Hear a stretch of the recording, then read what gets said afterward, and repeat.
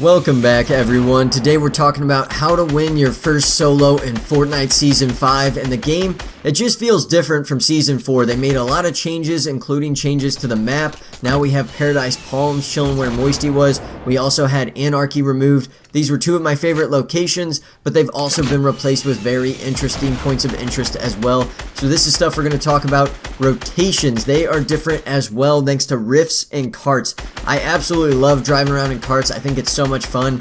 It's like they introduced Mario Kart kind of into the game. I've seen a bunch of people making jokes like that. And then also the rifts are free launch pads and allow you to kind of be more tactical. If you can target rifts and go rift to rift, you are going to be able to get around the map very easily and also avoid bad situations that you don't want to find yourself in. And then also I want to talk about inventory dynamics, because now that they've introduced a shotgun recharge time, it makes it very interesting that you can't switch back and forth between double pump or pump tac or pump heavy. That's just completely out of the game now, so you definitely need to have the right inventory setup to win the end of these solos. So I'm going to get into all of this and more, guys, and I'm going to try to help you guys win your first solo in Fortnite Season 5.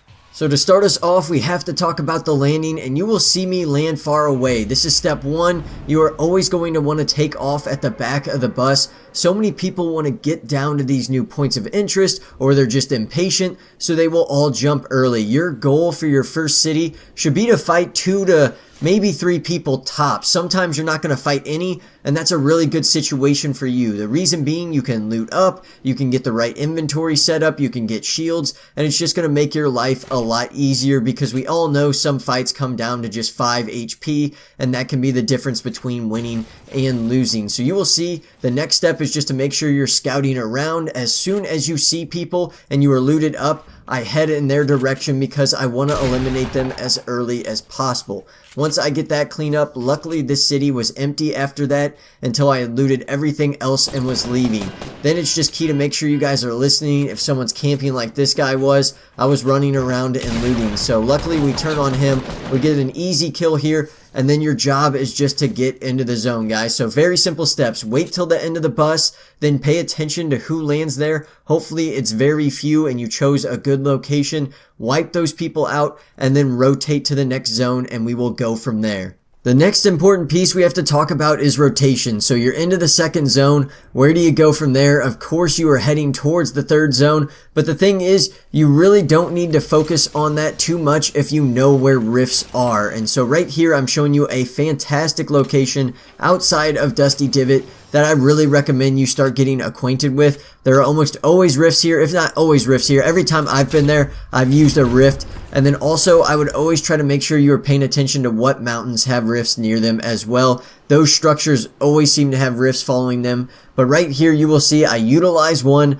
I'm hanging up in the air, and I am just scouting around, seeing where people might be, seeing where rotations are coming in at, and trying to figure out, you know, if I engage these people, will I get pinched? I end up deciding, you know what, I want some kills, I'm not happy with 2. But the thing is, if you're more conservative, you don't really like engaging like that, if you're just going for a win, don't do it then, man. You guys had the perfect opportunity right there to just continue on into the next zone, and you can just be chilling out and let all these guys fight, and then you would catch the champion and you could take him out, because he would most likely be weak from either the fight or the storm if he got hung up for too long.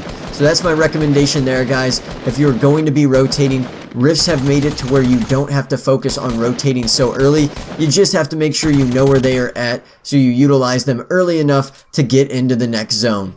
Once you've made it through into zone number 2 and you're trying to get to zone number 3, I would have some goals for you by the time you leave zone number 3. I always try to find an explosive before I get to zone number 3, because honestly, just the RPGs are just so strong today. Luckily, I find a guy that's using one. I immediately go hunt him down and get that RPG. It's just so key, guys. They do consistent damage. This should be an absolute staple if you're trying to go for your first win. If you didn't want to fight there though, or you wanted to take a little bit longer because they were still fighting, I just knew that was an easy kill, and that's something you should always take advantage of. If people are like that, guys, and even if you're a conservative player, I would hope you could shoot out a platform. So definitely just kind of weigh the situations. This is where your decision making is important. but you could have let those two guys fight until one of them died and then went in. I wanted to get that guy while he was distracted though, and it was gonna be an easy kill. I did want to show you though why it's so key to have an RPG. So in this game, I had 9 kills. A guy pushes up onto me. I think I'm safe. I've got my traps down here if he pushes in. Instead, he comes from behind and RPGs me. So immediately, I'm down over 100 health and shield. It's just super frustrating. Now I'm in a panic.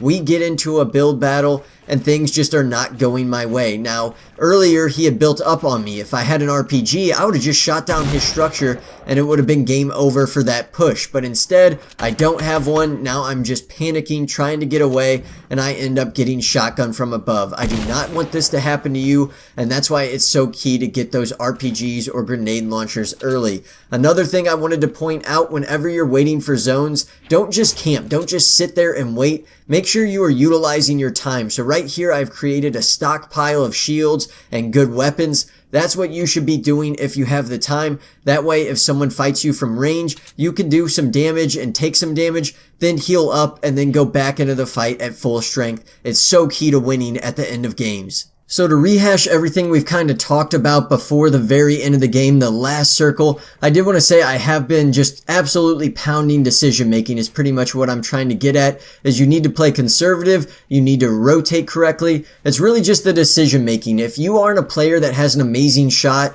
it's decision making and also rotations that can separate you from players of your same caliber. We all don't have shots that we just snap on people, so if you make the right decisions, you are going to give yourself the best chance to get those victory royales and snag that first win of the season. So I would always be looking at your gameplay and seeing what decisions you could have made better. But we're really just saying is that whenever you get into the new zone, always stay along the border. You need to build up and just kind of pay attention to where people are coming in at.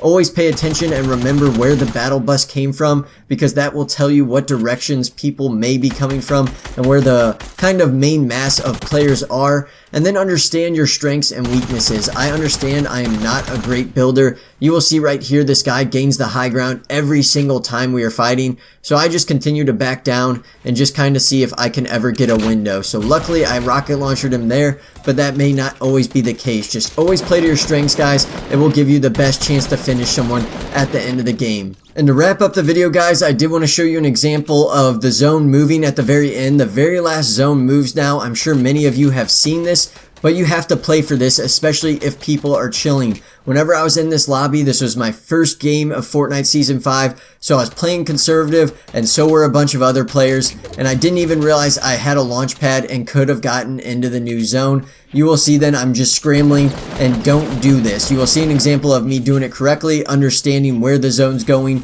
and trying to get there as quickly as possible. I like this a lot because it makes people have to stop camping, but at the same time, if you're not prepared for it, you aren't going to thrive. So thank you very much for watching, everyone. I hope this video helps. Keep working on your decision making and understanding what inventory you need to excel, and you guys will start snagging more and more victory royales in Season 5. So thank you very much for watching. This has been Josh from Bros, and I will see you all in the next video.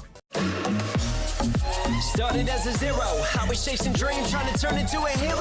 Sniper rifle, 5 rivals going for the title. I could be the one that they idol. Red brush, climbing stairs, F.Z.H.M over there. It's Rody fam, hit you while we flying through the air.